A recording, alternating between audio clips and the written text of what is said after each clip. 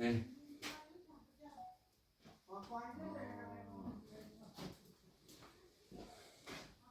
द्राविड़ की अच्छी वीडियो बना रहा है खतरा जी। सर ये पूरा एरिया है सर, ये पूरा एरिया है सर, आप देख लो सर ये वाला मकान।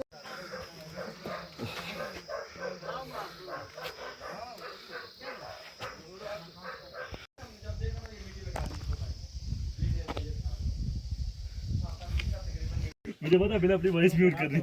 हाँ ये ना ये जब तो ये बेड रात को भी मिट्टी निकलती है। इसी में आप सोते भी हो। हाँ राम राम करके सोते हैं। और इसी में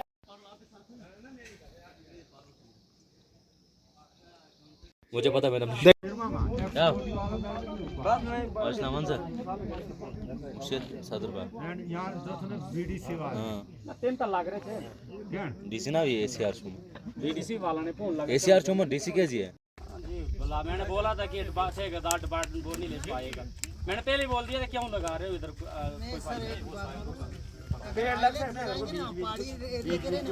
वो सेंटा लगाया था, सेंटा लगाया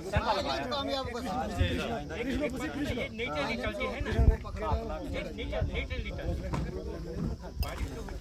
सर लास्ट जब चली थी नहीं ये आए थे इस मैं खुद उस टाइम आया था, हमने उस टाइम बोला था सॉइल कन्वर्जन को हमारी डीएफओ रविंदर जी आज वो डायरेक्टर हैं सर, वो ओवरऑल जम्मू देखते हैं आज।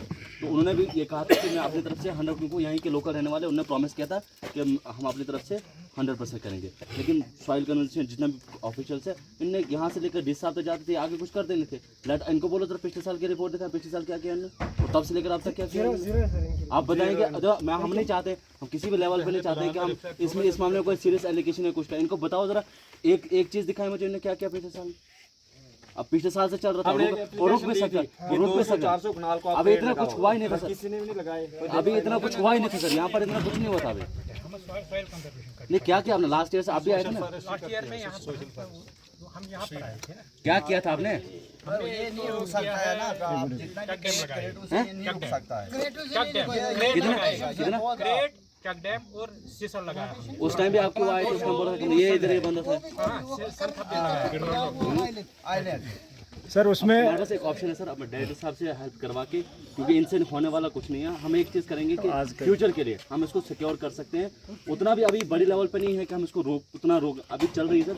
इसमें अगर प्लांटेशन वगैरह अभी क्योंकि रुकेगी जैसे ही बारिशें होंगी, अभी सीजन है सर, यहाँ पर दरख्तों का कुछ दरख्तों का यहाँ पर जैसे आइलैंड वगैरह जो यहाँ के लोकल लोग लगाते हैं उसको हम यहाँ पर लगा सकते हैं, जो यहाँ की सॉइल को एडजस्ट मजबूत तो कर सकें। सेकेंडली सर यहाँ पर क्या है कि अभी रिहेबिलिटेशन का बहुत ज़्यादा इंपॉर्टेंट है। अब हम लोगों को बोलेंगे कि आप लोगों को टेंट दे दो, यहाँ सर सर्दियों में इतनी बर्फ पड़ती है नामुमकिन है सर, और ये पूरा 50 से 60 मकान से जो इफेक्ट है। हम असेसमेंट करते हैं तो इसमें क्या है क्या नहीं कर लेंगे जो पॉसिबल हो सकता वही सर अभी जो हम तक है, जो हमसे ऊपर है तो फिर हम ऊपर असल मकान जी। आपका नाम? नियामतुल्लाह सर। नियामत जी, जिस तरह से यहाँ पर लैंडस्लाइड हो रहा है, कितने मकानों को नुकसान है और कौन कौन अभी तक यहाँ पर आया है, क्या ज़िला प्रशासन की तरफ से कोई आया है नहीं आया है, उसके बारे में थोड़ी सी जानकारी चाहूँगा। देखिए जो स्लाइड हुई है बहुत बड़ी स्लाइड है, इसका रेडियस 1.5 से 2 किलोमीटर का है और इसमें अभी तक जो बोल रहे हैं 50-60 घरों को नुकसान होने का बहुत खतरा है। उसमें कुछ ऐसे घर भी हैं जिनको दरारें पड़ गई हैं। उसमें एसीआर डोडा आज यहाँ आए थे, तहसीलदार साहब कास्तीगढ़ के थे, और भी कुछ साहिल कंजर्वेशन वगैरह के कुछ लोग थे। उन लोगों ने यहाँ का मुआयना भी किया है, लोगों से बात भी की है और हमने उनके साथ बात करते हुए उन्होंने हर चीज़ पर यस कहा है। ये कहते हुए हमने कहा कि सबसे पहले इनको रिहेबिलिटेट किया जाए, क्योंकि बहुत दहशत में है लोग, खौफ में है वहाँ लोग, उनको रिहेबिलिटेट करने के लिए अब सारी टीम आई है यहाँ, देखना होगा वो क्या करते हैं।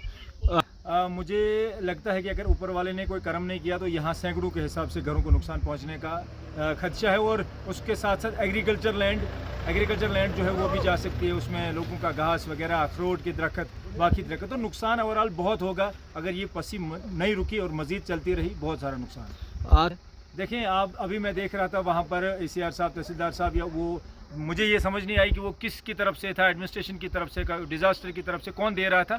एक हल्के से फोम के टुकड़े दिए गए हैं जिनको मटर्स कहते हैं, फिर एक हल्के से कंबल दिए गए हैं जिनमें सर्दी नहीं रुक सकती है। उसके बाद 5 किलो का एक चावल की गुत्थी, एक आटे की गुत्थी, एक 1 लीटर वाली तेल की बोतल, 1 लीटर दूध का पैकेट हो तो वो काफ़ी नहीं है उन लोगों के लिए। उन लोगों को अगर वहाँ से उठाना है, दूसरी जगह जाना है, और अभी जो नुकसान उनका हो रहा है उस हिसाब से उनको बहुत खर्चा चाहिए, बहुत पैसा चाहिए, जो सरकार की और एडमिनिस्ट्रेशन की जिम्मेदारी बनती है। हम लास्ट ऑप्शन भी यही है और हमारी मांग भी यही है, उनको बहुत जल्द रिहेबिलिटेट किया जाए, वहाँ से सेफ जोन में उन्हें लिया जाए। ऐसा ना हो जिस हिसाब से धूप में पसी चल रही है, घर निकल जाएं और रात को निकल जाएं, लोग अंदर बैठे हों, तो ये इंसानी जानों का ज़िया होगा, लॉस होगा। इस लॉस को बचाने के लिए सबसे पहले एडमिनिस्ट्रेशन को और सरकार को ये तरजीह देनी चाहिए कि इन लोगों को वहाँ से निकाल कर सेफ जोन में कहीं ना कहीं एडजस्ट करना चाहिए।